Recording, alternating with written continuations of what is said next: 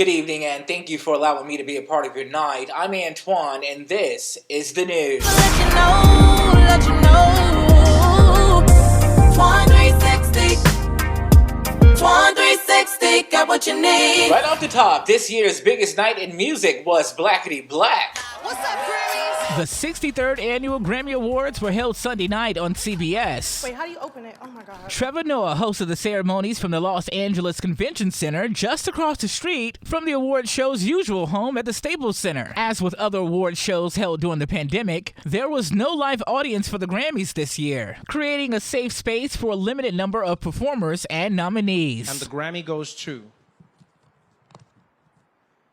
I Can't Breathe, Her. Performers at the event included Bad Bunny, Taylor Swift, Dua Lipa, and one that was nearly too hot for TV with Cardi B and Meg Thee Stallion.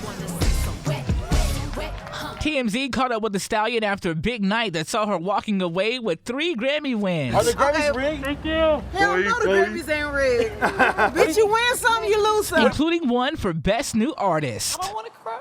Megan was clearly on a high, pointing out a united front women put on with a record amount of awards. Every video I see on my clutches, I got power now, I gotta say something. Lil Baby used his platform at the Grammys to deliver a powerful message and highlight the problem of police brutality.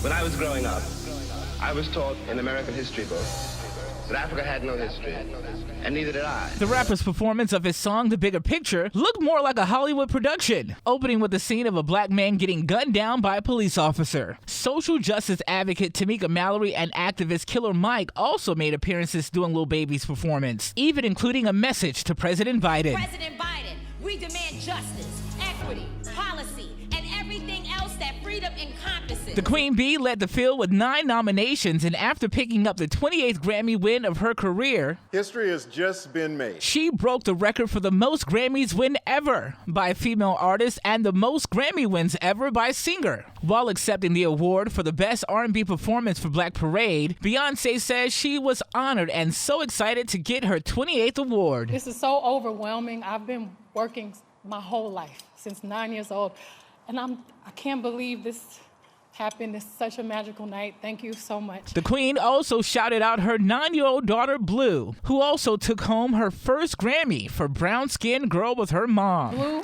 congratulations. She won a Grammy tonight. I'm so proud of you, and I'm so honored to be your mommy, all of your mommies. Y'all are my babies. I think we're all included in the babies there. I mean, after all, she is Queen Mother. I'm just saying. Also trending here tonight, prayers are still going up for the Franklin family. Over the weekend, footage surfaced of Kirk Franklin cursing out his estranged son. The tense footage found Franklin saying he was going to put his foot in his son's you-know-what. I put my foot in your ass because I dare you.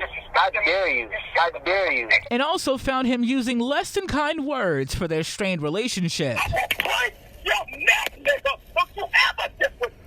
I did it. Now, rapper Plies, who's often joked about as the look-alike of the gospel legend, And some of y'all been listening to Sister Johnson and all of her message members on the usher board about, am I really Plies? I want you to know I'm not Plies. You look like him. But You do look like him, though. Hush, Frederick. Plies tweeted, "That was not my dog on the phone. That was me. I take full responsibility for those actions." From there, he fired off another tweet saying, "I gotta put my dog on the album now for real. He sounded just like me on that phone, bitch. Ain't none of us perfect." Kirk Franklin has since issued an apology. Recently, my son and I had an argument that he chose to record.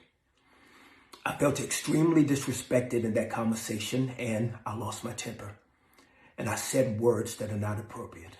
And I'm sincerely sorry to all of you. I sincerely apologize. Many believe that there was no need for Kirk to apologize.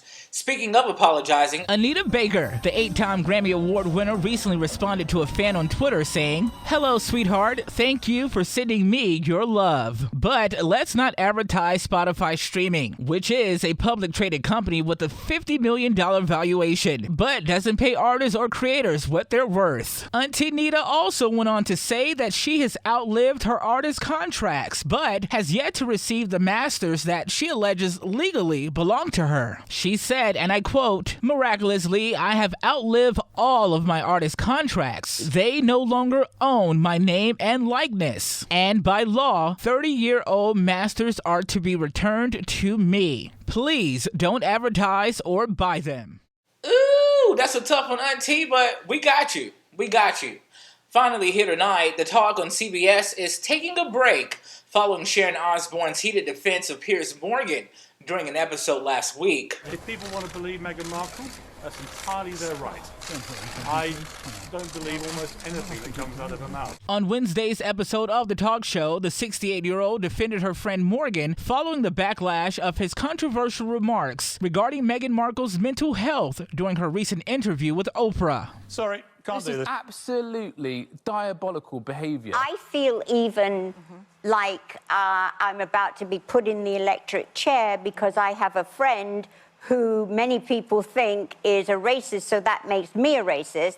And for me, at 68 years of age, to have to turn around and say, I ain't racist. What's it got to do with me? Osbourne's defense led to an intense exchange with her co-host, Cheryl Underwood. And don't try and cry, because if anyone should be crying, it should be me. This is the situation. Yes. You tell me where you have heard him say, educate me. Tell me when you have heard him say racist things. Educate me. Tell me. It is not the exact words of racism.